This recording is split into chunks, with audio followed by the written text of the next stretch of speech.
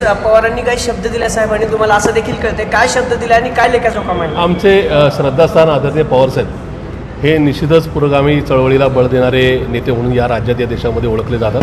आदरणीय पवारसाहेबांची पक्षप्रमुख म्हणून या संदर्भात माझी आज सकाळी भेट झाली. आदरणीय पवारसाहेबांनी मला वेळ दिला त्याबद्दल मी त्यांचे मनापासून आभार मानले. पुणे शहरातली महाविकास आघाडी म्हणूनची लढत कशी राहील किंवा एकूणच जर चुकीच्या पद्धतीने आघाडी झाली तर तशी कशी काही ना काही एकूणच निष्कर्ष निघू शकेल या संदर्भात एकूणच लेखाजोखा आदरणीय पवारसाहेबांच्या समोर मी मांडला.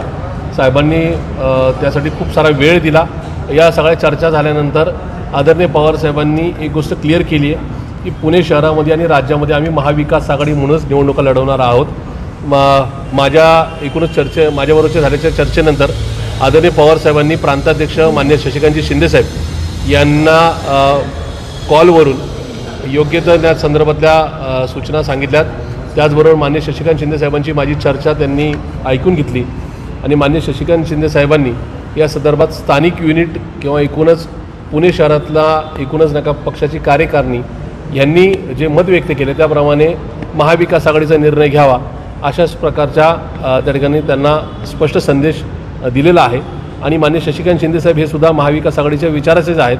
त्यामुळे आदरणीय पवारसाहेब, आदरणीय सुप्रियाताई आणि मान्य शशिकांतजी शिंदेसाहेब ही सगळी मंडळी महाविकास आघाडी म्हणून पुणे शहरामध्ये लढण्यासाठी आमच्या यंत्रणांना सज्ज नका करण्याचे आदेश देत आहेत.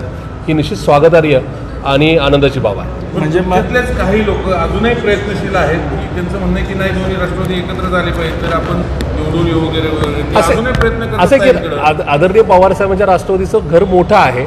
एका दुसऱ्या व्यक्तीचं वेगळं मत असू शकतं पण त्यांचं मत म्हणजे पक्षाचं मत नाही. शेवटी पक्ष म्हणून कार्यकर्त्यांनी जो झेंडा हातात धरून ठेवलेला आहे.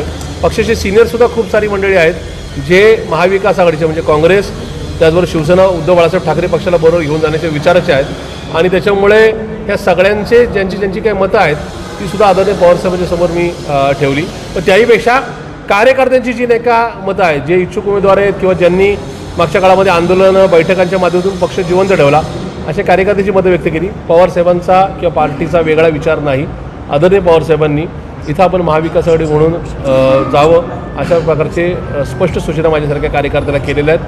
त्याचबरोबर मान्य शशिकांत शिंदेसाहेबांना पक्षाची पुणे शहराची भूमिका आज संध्याकाळपर्यंत माध्यमांच्या समोर ही जाहीर करण्याच्या संदर्भातला संदेश दिलेला आहे. मान्य शशिकांतजी शिंदेसाहेब पुणे शहरामध्ये काँग्रेस, राष्ट्रवादी काँग्रेस पार्टी, शरदचंद्रजी पवार पक्ष, उद्धव बाळासाहेब ठाकरेंची शिवसेना आणि एकूणच आमचे समविचारी पक्ष जे महायुती व्यतिरिक्त पक्ष हे पुणे शहरामध्ये एक चांगला पर्याय देण्याकरता एकत्रित लढतील अशा प्रकारची घोषणा आज संदर्भात नक्की करते. मला एक सांगा, जसं साहेबांनी तुम्हाला आश्वस्त केलं तसं ताई कधी करणार आहे? कारण काही लोक ताईंच्या कानाला चिकटून सांगतात की नाही दोन्ही राष्ट्रवादी एकत्र आलेच पाहिजे, त्याला अनुकूल आहेत अशी आमची माहिती आहे. आदरणीय सुप्रियाताई या माझ्या नेत्या आहेत. ताई वेगळ्या विचाराच्या नाहीत. किंबहुना काल परवापर्यंत लोकसभेमध्ये सभागृहामध्ये त्यांनी ठणकावून सरकारला या ठिकाणी झाडण्याचा प्रयत्न केलेला आहे. त्याच्यामुळे आदरणीय सुप्रियाताई या राज्याच्या देशाच्या विरोधी पक्षाच्या सगळ्यात आक्रमक नेत्या आहेत, आश्वासक चेहरा आहे. तर ताईंचा वेगळा विचार नव्हता, नाही, उद्यासुद्धा नसेल. आज संध्याकाळी मी पुन्हा एकदा सगळे आमच्या पक्षाचे सिनियर्स आहेत त्यांच्यावरची एक बैठक लावली आहे. आदरणीय पवारसाहेबांच्या बरोबर आदरणीय शशिकांत शिंदेसाहेबांबरोबर जी चर्चा झाली किंवा आदरणीय पवारसाहेबांनी मान्य शशिकांत शिंदेसाहेबांना ज्या सूचना दिलेल्या आहेत ह्या सगळ्यांचा वृत्तांत मी त्यांच्यासमोर ठेवणार आहे. आणि मला खात्री आहे की आमच्याकडं असणारा बहुसंख्य ज्येष्ठांचा एकूणच का जो आवाज आहे तो महाविकास आघाडीच्या बाजूने. नाही, तुमच्यातलीच काही ज्येष्ठ मंडळी म्हणतात की नाही दोन्ही एकत्र आली पाहिजे. तुम्हाला माहिती आहे, ते मी नाव सांगत नाही आता, पण त्यांचं म्हणणं आहे की तुम्ही ही भूमिका जाहीर करताना आम्हाला विश्वासच घेतला नाही. मुळात मी अशा प्रकारची कुठली गोष्ट का भूमिका जाहीर केली होती. मी पार्टीचा अध्यक्ष या नात्याने आपल्या युनिटचं काय म्हणणं आहे, पुणे शहराचं जे युनिट आहे पुणेकरांचं काय म्हणणं ते मांडलं होतं. त्याच्यामध्ये कुठं इमोशनल ब्लॅकमेल किंवा कुठला इशारा दिला नाही. तर त्या संदर्भामध्ये आजही पवारसाहेबांच्या समोर मी हा लेखाजोखा ठेवताना याच्यामध्ये काय केलं तर पार्टीचं हित आणि काय नाही केलं तर नाही का या संदर्भामध्ये आपण व्यवस्थित जागेवर राहू शकतो या सगळ्या गोष्टी मांडल्या. मला एका गोष्टीचा कायम अभिमान राहिला आहे की आदरणीय पवारसाहेबांची आत्तापर्यंतची राजकीय किंवा सामाजिक कारकीर्द ही पुरोगामी राहिलेली आहे. पुणे शहराला नेमकं काय हवं आहे, कार्यकर्त्यांना काय हवं आहे आणि काय नको आहे हे पवारसाहेबांना नक्की कळतं. पण आता विशाल तांबेंसारखी काही मंडळी ज्यांनी जाहीरपणे तुमच्या विरोधात भूमिका घेतलेली आहे असे आणखीन काही आहेत त्यांचं मतपरिवर्तन कसं करणार? असं आहे की आम्हाला सोबतच जायचं. जसं बाहेर लोकशाही तसं आमच्या पक्षात पण लोकशाही आहे. त्याच्यामुळं जी काही नावं तुम्ही घेतलीत त्यांचा एका दुसऱ्याचा वेगळा विचार असू शकतो. त्यांचं मत नका विचारात घेणं, त्यांचं समजून घेणं आणि त्या संदर्भात स्पष्टीकरण देणं एवढं माझ्या हातात आहे.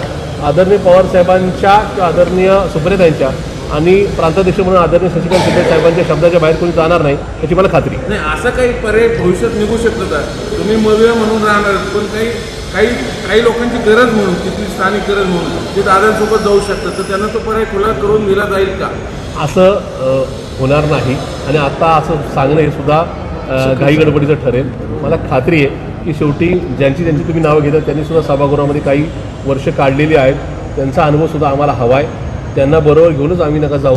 त्यांचं नका मन परिवर्तन, त्यांचं काय मतं आणि मनं हे दोन्ही नका या ठिकाणी आमच्या बरोबर राहतील याची आम्ही नक्की काळजी घेऊ. धन्यवाद. शिवानी